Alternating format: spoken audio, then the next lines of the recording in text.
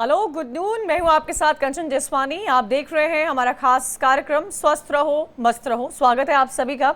आज हम अपने इस खास शो में बात करेंगे विटामिन्स की।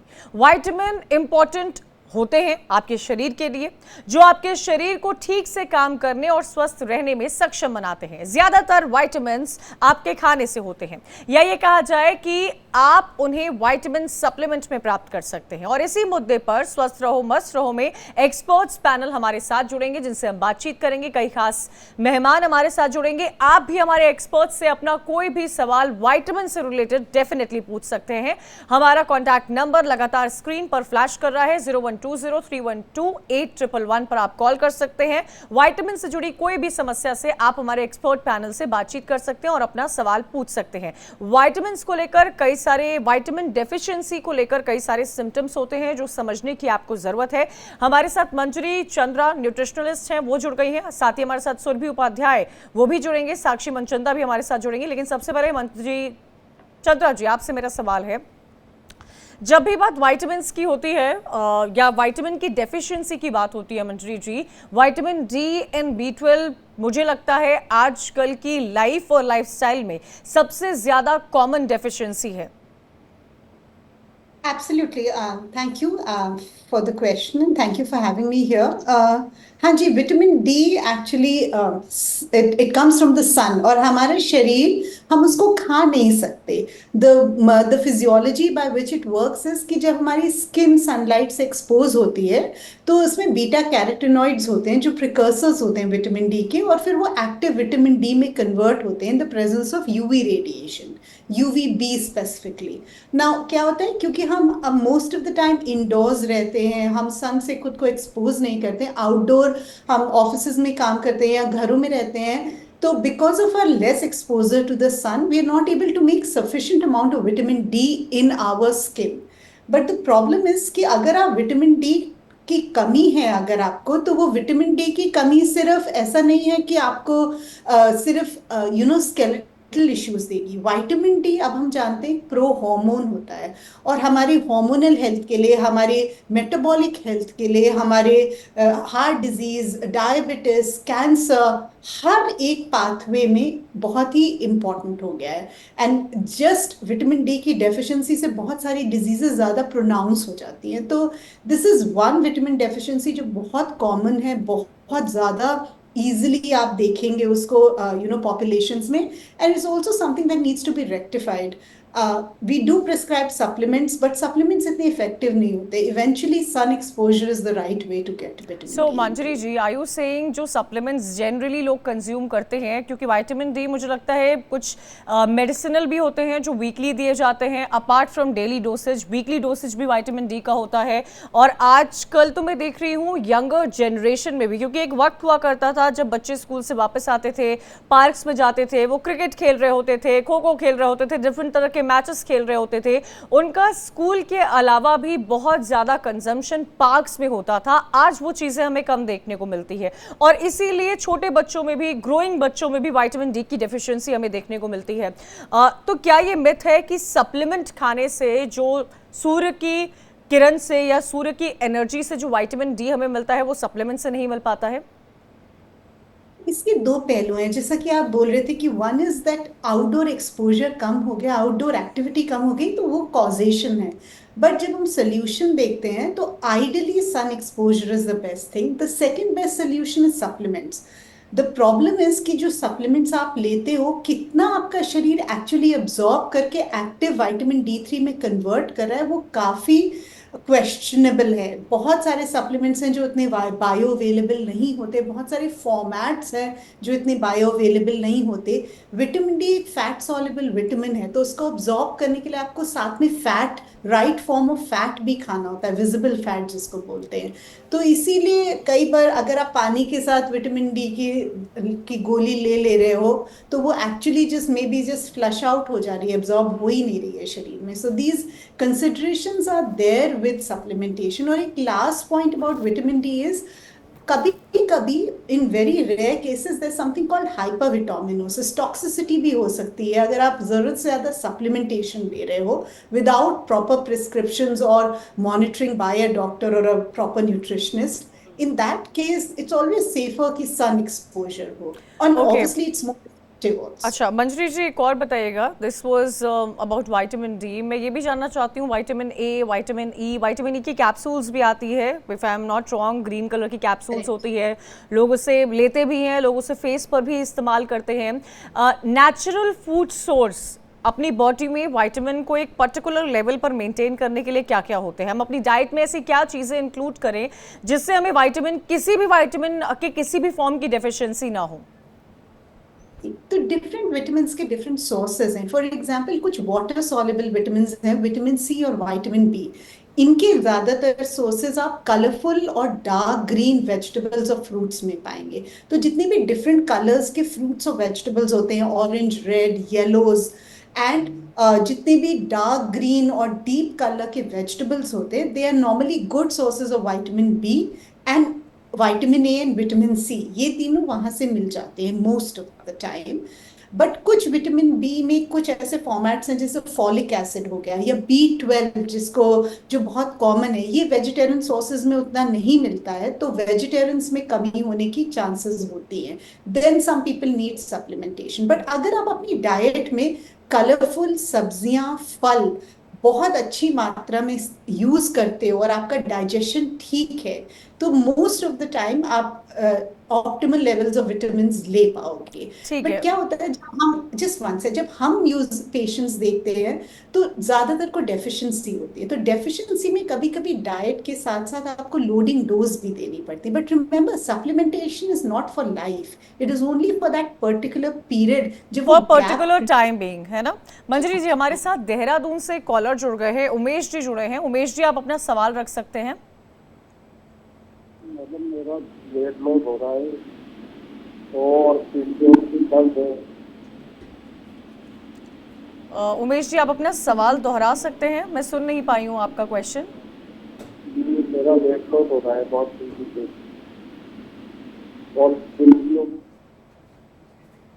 ऑडियो में थोड़ी प्रॉब्लम है। मंजरी जी मैं आपसे ये जानना चाहती हूँ कि apart from fruits and vegetables, अगर किसी इंसान को विटामिन की प्रॉब्लम या डिफिशिएंसी हो, जिसने अपनी स्क्रीनिंग ना कराई हो, तो बॉडी क्या साइंस देती है, क्या सिम्टम्स होते हैं कि आपको विटामिन की डेफिशिएंसी हो सकती है?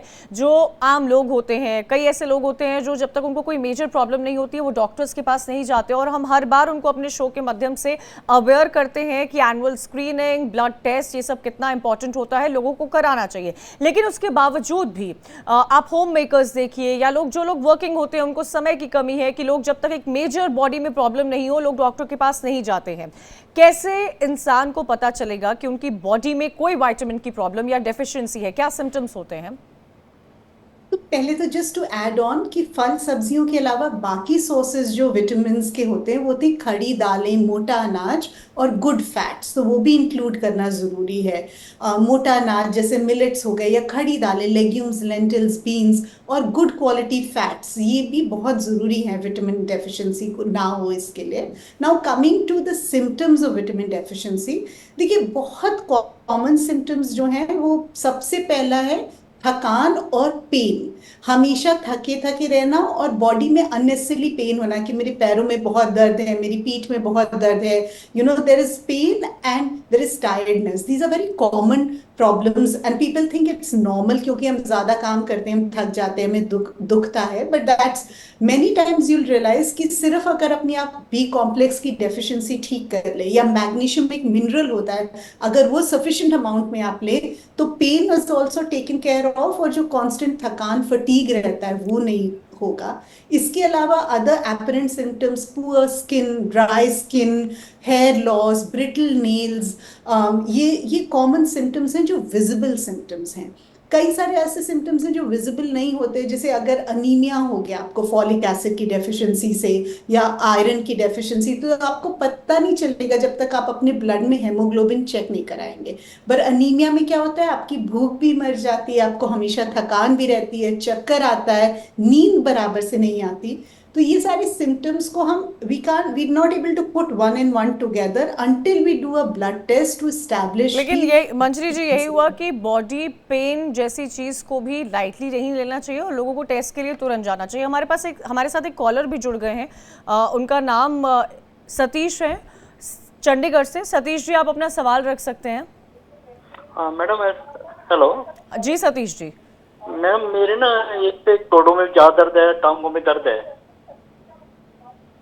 हेलो जी सतीश जी, आपके पैरों में दर्द है हाँ, और गोडों में भी दर्द है, और ये हाथों की जो उंगलियां हैं, उंगलियां की जो हड्डियां हैं, तो उसमें भी दर्द होता है जी काफी। ठीक है, मंजरी जी आपने सुना देखिए, होगा। आपको काफी पेन, हाँ जी, पेन की कंप्लेंट कर रहे हैं कि हाथों में और एक्सट्रीमिटीज में बॉडी के होता है। सर देखिए, दो तीन कारण हो सकते हैं। आपकी एज पे डिपेंडेंट है, आपकी कोमॉर्बिड कंडीशंस पे। अगर आपको डायबिटीज या ब्लड प्रेशर जैसी कोई तकलीफ है, तो उस तकलीफ से भी क्या होता है कि ब्लड की सप्लाई कम होती है शरीर में और पेन हो सकता है, स्पेशली एक्सट्रीमिटीज में। पर अगर आपको ये सारी प्रॉब्लम्स नहीं है और आपकी एज 40 से कम है और फिर भी आपको पेन है, तो 100 one of the main reasons could be कि आपको magnesium, zinc, vitamin B12, different forms of other vitamin B vitamin की कमी हो। अगर आप ये अगर आप ये चेक करते हैं और अगर आपको कोई स्पेसिफिक डेफिशिएंसी निकलती है, तो आप उसको करेक्ट टाइप के सप्लीमेंट और फूड से एड्रेस कर सकते हैं। और दूसरी चीज, नॉन कांस्टेंट पेन होना नॉर्मल नहीं है। कई बार हम सोचते हैं कि रोज सिर में दर्द हो रहा है, रोज पैर में दर्द हो रहा है और ये नॉर्मल है, तो ये बिल्कुल नॉर्मल नहीं है। इसके body is giving you cues, it is telling you that there is something wrong. वो उसको, instead of taking a medicine to manage the pain, you have to identify कि क्या गड़बड़ है। और गड़बड़ नॉर्मली दो ही होती है, या तो कोई डिजीज जैसे डायबिटीज, हाइपरटेंशन, इस तरह की डिजीज से, या फिर माइक्रोन्यूट्रिएंट डेफिशिएंसी से। यही दो मेन कारण होते हैं अच्छा मंजरी जी, सतीश जी को मैं सुन रही थी, उनकी एक पर्टिकुलर एज होगी, उनको नीज में प्रॉब्लम है। ऐसे भी मैंने कई केसेस देखे हैं और मैं कई लोगों को पर्सनली भी जानती हूँ जिनको विद एज नीज में प्रॉब्लम हो जाती है। चाहे हमारे मदर्स की बात की जाए, उस जनरेशन की बात की जाए, तो वो एज इस स्पेक्ट्रम में आ चुकी है कि उनको नीज में प्रॉब्लम होने लगी है। तो मंजरी जी, क्या समझा जाए कि जैसे जैसे एज बढ़ती जाती है तो खास तौर पर महिलाओं के घुटनों में प्रॉब्लम होती है, क्या सर्जरी ऑप्शन होना चाहिए? क्या घुटनों में जो दर्द कांस्टेंट रहता है, क्या विटामिन भी उसमें एक मेजर इशू रह सकता है कि it could lead to knee pain if you have a vitamin deficiency in your body? Largely it is an orthopaedic condition. It is a weight bearing joint. जो आपकी नी होती है, आपके शरीर का वजन बेयर करती है। तो अगर हम ओवरवेट है या ओबेसिटी है, तो that is one of the reason कि आपका इसीलिए डॉक्टर्स, जब भी आप नी डॉक्टर के पास जाओगे, सबसे पहले वो बोलते हैं अपना वजन कम करिए। वजन कम करने से फिर आपका पेन रिलीफ होता है। दूसरा क्या होता है कि इंडिया में स्पेशली विद विमेन, हम उतनी एक्टिविटी या एक्सरसाइज नहीं करते कि हमारी मसल स्ट्रांग हो, स्पेशली थाई की मसल, काफ की मसल। तो जब वो मसल्स उम्र के साथ कमजोर होती जाती हैं, तो सारा भार नी के ऊपर पड़ता है, इंस्टेड ऑफ योर एब्डोमेन और योर थाई और काफ muscles taking your body weight. तो वो भी एक रीजन है। उसके अलावा ऑफ कोर्स थर्ड रीजन, जैसे आप बोल रहे थे कि कई बार कैल्शियम की, विटामिन डी की डेफिशिएंसी, विटामिन के की डेफिशिएंसी, ये कॉमन रीजंस हैं। आपको पता है एक विटामिन होता है विटामिन के, जो कि कैल्शियम और विटामिन डी के एब्जॉर्प्शन के लिए चाहिए, और इंडिया में या हिंदुस्तानी खाने में बहुत कम पाया जाता है। उसके लिए आपको फर्मेंटेड फूड खाना पड़ता है, जैसे फर्मेंटेड वेजिटेबल्स या फर्मेंटेड एनिमल फूड, जो हम बहुत कम खाते हैं। अगर आप साउथ ईस्ट एशियन कंट्रीज देखें, तो वो बहुत ज्यादा फर्मेंटेड फूड खाते हैं जिसमें विटामिन के नेचुरली होता है। तो ये भी रीजन हो सकता है नी पेन का। बट कई बार वो ऑर्थोपेडिक कंडीशन भी होता है, because it's a weight bearing joint. Manjari ji, also I would like to know this कि विटामिन की डेफिशिएंसी अगर जिन लोगों में होती है, जैसे आप कह रहे हो, विटामिन के की डेफिशिएंसी लोगों को इंडिया में, क्योंकि हमारा फूड स्ट्रक्चर वैसा नहीं है जो हम अमूमन घर में खाना खाते हैं, आने वाले वक्त में अगर किसी को विटामिन की डेफिशिएंसी लंबे समय तक हो, उसका ट्रीटमेंट चला हो, क्या किसी डेडली डिजीज़ में विटामिन की डेफिशिएंसी कन्वर्ट हो सकती है? That's a very good question. In fact हम जब माइक्रोन्यूट्रिएंट्स पढ़ते तो हमें लगता है सिर्फ सिम्टोमेटिक प्रॉब्लम है ये, कि हाँ पेन है, तकलीफ है, हीमोग्लोबिन कम है। बट जितनी भी क्रॉनिक डिजीजेज आप देखेंगे, auto immune conditions, immune system की जितनी भी डिजीजेज हैं, जितनी भी तरह के मेलिग्नेंसीज और ट्यूमर्स और कैंसर्स हैं, जितनी भी तरह के हार्मोनल इम्बैलेंसेस हैं, इन सब में माइक्रोन्यूट्रिएंट डेफिशिएंसी बहुत बड़ा कॉज होता है। Let me give you an example. अगर आपको एज अ वुमन, अगर आपके पीरियड्स अनरेगुलेटेड है और आपको आपको इनफर्टिलिटी है, तो आपको क्या पता है कि प्रोजेस्ट्रॉन ईस्ट्रोजन का जो बैलेंस है उसको मेंटेन करने के लिए आपको zinc, selenium, iodine, folic acid, B12, अगर इसकी कमी है तो ये बैलेंस गड़बड़ हो सकता है। अगर आपको आयोडीन की या कुछ और न्यूट्रिएंट्स की कमी है तो थायराइड अंडर एक्टिव हो सकता है। तो obviously micronutrient deficiencies hormonal imbalances में, मेलिग्नेंसीज में, ऑटो इम्यून कंडीशंस में, इम्यून सिस्टम की जितनी भी डिजीजेस हैं, उन सब में एक कॉजेशन हो सकता है। मंजरी जी, क्योंकि आप फॉलिक एसिड का भी जिक्र कर रही थी, मैं आपसे ये जानना चाहती हूँ, when a lady is expecting, doctors recommend करते हैं folic acid for a longer time. Even कहीं बाहर की, अमेरिका की स्टडी तो ये भी कहती है कि प्रेगनेंसी से पहले, when you are planning to get pregnant, आपको फॉलिक एसिड अपनी डाइट में इंक्लूड करना चाहिए। डाइट के साथ साथ सप्लीमेंट के फॉर्म में भी फॉलिक एसिड आपको इंक्लूड करना चाहिए। मैं आपसे ये भी जानना चाहूंगी कि प्रेगनेंसी के दौरान ऐसे कौन से विटामिन्स हैं और कौन से सोर्सेज हैं जिसको आप अपनी डाइट में ज़्यादा अच्छे से इंक्लूड कर सकते हो, क्योंकि डाइट डेफिनेटली एक की जगह दो का होता है। तो क्या आपको मेजर चेंजेस करने चाहिए विटामिन को कंसिडर करते हुए? नो दैट्स अगेन, एक तो आप जो फॉलिक एसिड की बात कर रहे थे, जो फर्स्ट ट्रिमेस्टर होता है प्रेगनेंसी में, फर्स्ट 3 मंथ्स, उसमें हमारा जो बच्चे, जो फीटस होता है, उसका न्यूरोलॉजिकल सिस्टम फॉर्म होता है, which is the brain, the spinal cord, neural tube बोलते हैं उसको। Now that requires a lot of folic acid, इसीलिए फोलेट सप्लीमेंट इमीडिएटली स्टार्ट कर देते हैं इंडिया में। But as you correctly said, क्योंकि हम फॉलिक एसिड डेफिशिएंट है as a general population, when you are planning a pregnancy, आपको folic acid पहले से शुरू कर देना चाहिए, जिससे, क्योंकि फर्स्ट 2-3 मंथ्स में आपको पता ही नहीं चलता है। By the time you come to know that you are pregnant, you already 2 months pregnant. तो that's one. Otherwise in pregnancy एक बड़ा अजीब सा है कि हमारे देश में या जनरली भी, अगर जैसे लेडी इज प्रेग्नेंट तो उसको और खाओ, बहुत खाओ, बहुत खाओ, यही बोला जाता है। एक रोटी की जगह 3 रोटी खाओ, ये भी खाओ, वो भी खाओ। Quantity is not important, it's not important कि आप एक रोटी की जगह 2 रोटी खाओ। The quality and the nutritional quality of food is very important. आपको एक की जगह 3 रोटी नहीं खानी, 2 की जगह 4 बार नहीं खाना, आपको जो खाना खा रहे हैं वो डेफिनेटली, न्यूट्रिशनली। क्योंकि मुझे लगता है मंजरी जी, इस वजह से भी कई प्रेग्नेंट लेडीज ओवरवेट हो जाती हैं और उनको आगे चलकर इस चीज़ की प्रॉब्लम होती है। सुरभि जी को भी मैं देख पा रही हूँ।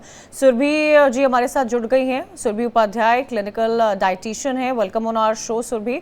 मैं आपसे ये जानना चाहती हूँ कि विटामिन्स को लेकर हम लगातार चर्चा कर रहे हैं, कितने इंपॉर्टेंट होते हैं विटामिन्स हमारी बॉडी को लेकर।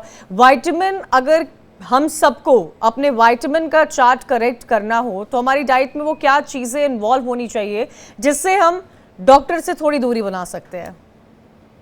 ओके ओके, तो मैम सबसे पहले हमने जाना कि विटामिन क्या है, जैसे कि मैम ने बताया कि कितने टाइप वगैरह है, ये सब चीजें। तो विटामिन एक वाइटल्स है जो हमारी बॉडी के लिए बहुत जरूरी होता है, ठीक है। ये एक विटामिन यानी कि वाइटल्स है और अमीनो एसिड से बने होते हैं। तो ये वाटर सॉल्युबल और आपका ये आप देखेंगे कि आपके फैट सॉल्युबल 2 तरह के होते हैं इसके अंदर। तो ये सारी चीजें लेने के लिए हमें डिफरेंट डिफरेंट फूड, डिफरेंट सारे आपको वेजिटेबल्स, आपके नॉन वेज, वेजिटेरियन, ये सारे सोर्सेस लिए जाते हैं।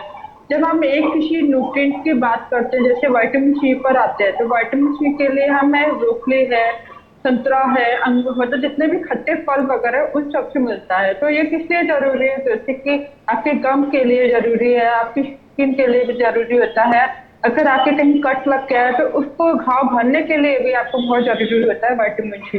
तो सिमिलरली और भी न्यूट्रिएंट्स हैं, उनका हर फंक्शन सबका अलग अलग होता है। तो जितने भी लोकल सीजन, जितने भी फ्रूट्स वगैरह थे वो सारे आप अपने लीजिए, और जितने भी वेजिटेबल्स हैं उन सबको इंक्लूड कीजिए, और फ्रेश नट्स और सोक किए हुए नट्स वगैरह सीड्स हैं वो सारे आप अपने इसके अंदर लीजिए।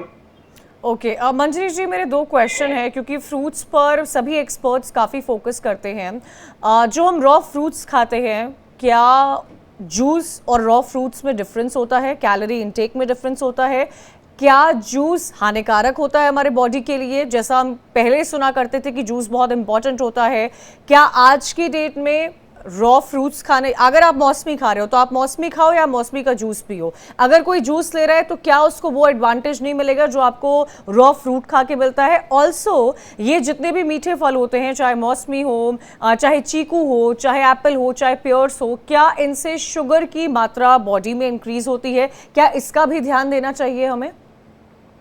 Yeah, those are multiple questions, all of them are relevant. पहली चीज, पता नहीं किसने फ्रूट्स एंड वेजिटेबल्स को एक फूड ग्रुप बना दिया। They are not a single food group.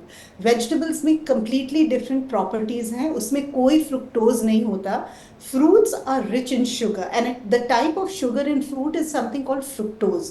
और क्योंकि फ्रुक्टोज होता है फ्रूट में हाई अमाउंट्स में, तो उसको हमारे लिवर को ब्रेक डाउन करना पड़ता है। इसीलिए जो लोग ज़्यादा फ्रूट कंज्यूम करते हैं उनको मेटाबॉलिक डिजीजेस की, फैटी लिवर की, हाई ब्लड शुगर्स की चांसेस कहीं ज़्यादा है।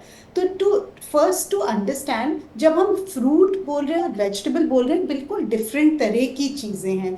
तो ये इंटरचेंजेबल नहीं है। आपको ज़्यादा सब्जी खानी है, फल भी खाना है, बट फल जैसा आपने बोला कि we'll come to the juice bit later, but फलों में भी चूज करना है वो फल जो खट्टा हो, जो मीठा कम हो, जो बहुत स्टार्ची ना हो, वो वाले फल खाने। और फल को हमेशा आफ्टर थॉट की तरह खाना चाहिए। खाने के बाद सब्जियों पे ज़्यादा फोकस करना चाहिए, उससे शुगर नहीं बढ़ती, उससे फैटी लिवर नहीं होता। Now coming to the juice bit, definitely fruit को फ्रूट की तरह से खाना चाहिए। जब आप जूस बना रहे हैं, you are getting rid of everything that is good in the fruit, including the fibre and the micronutrients attached to it. Secondly, जब आप जूस बनाते हैं तो आप एक ऑरेंज की जगह 3 ऑरेंजेस एक बार में लेते हैं, और वो 3-4 ऑरेंजेस बहुत ज्यादा शुगर है। इनफैक्ट कंपैरेबली बोले अगर आप, तो एक कोक और एक ऑरेंज में एक आई orange. Am running short of time Manjari ji. मैं आखिरी सवाल सुरभि जी आपसे लेना चाहूंगी, क्योंकि आपने नट्स का जिक्र किया और सोग नट्स का भी जिक्र किया। सुरभि जी, एक बहुत मिसकंसेप्शन है, मैं चाहती हूँ आप उसको दूर कीजिए। क्या नट्स, क्या हम बादाम, काजू, अंजीर, ये सारी चीज़ें बिना भिगोए खा सकते हैं, या इनके खाने का सही तरीका इनको रात भर भिगो के ही खाने का है? देखिए मैम, हर चीज का अलग अलग कॉन्सेप्ट होता है। तो जो भी हम नट्स या सीड जो भी खाते हैं, हमेशा उसको सोक करके ही खाना चाहिए। इसका रीजन ये होता है क्योंकि इसके अंदर फाइटोकेमिकल्स वगैरह हमारे पाए जाते हैं इसके अंदर, जो हमारे हार्मफुल होते हैं। ठीक है, तो फाइटोकेमिकल्स क्या है, रिमूव हो जाते हैं। हमारे जितने भी इसके अंदर जो फाइबर्स है, जितने भी प्रोटीन सब फूल जाते हैं, सारे न्यूट्रिएंट्स वो हमें अच्छे से हमारे बॉडी के अंदर एब्जॉर्ब हो जाते हैं। ओके, जो कि इंटेस्टाइनल के अंदर होता है। ठीक है, तो सोक्ड इसलिए बेटर फॉर्म है नट्स खाने का। बहुत बहुत शुक्रिया मंजरी चंद्रा जी आपका, सुरभि उपाध्याय जी आपका, हमारे साथ जुड़ने के लिए, हमारे व्यूअर्स को काफ़ी कुछ विटामिन से जुड़ी चीज़ों के बारे में बताने के लिए। विटामिन से जुड़े फॉर्म्स, स्किन नेचुरल फॉर्म से आपकी बॉडी को विटामिन्स मिलता है, और अगर आप विटामिन्स प्रॉपर्ली नहीं लेते हैं तो कितनी बुरी बीमारियां आपको हो सकती है। इसी के साथ स्वस्थ रहो, मस्त रहो में मेरे साथ आज इतना ही। कल फिर होगी आपसे मुलाकात हेल्थ से जुड़े किसी इंपॉर्टेंट मुद्दे के साथ। आप देखते रहिए इंडिया डेली।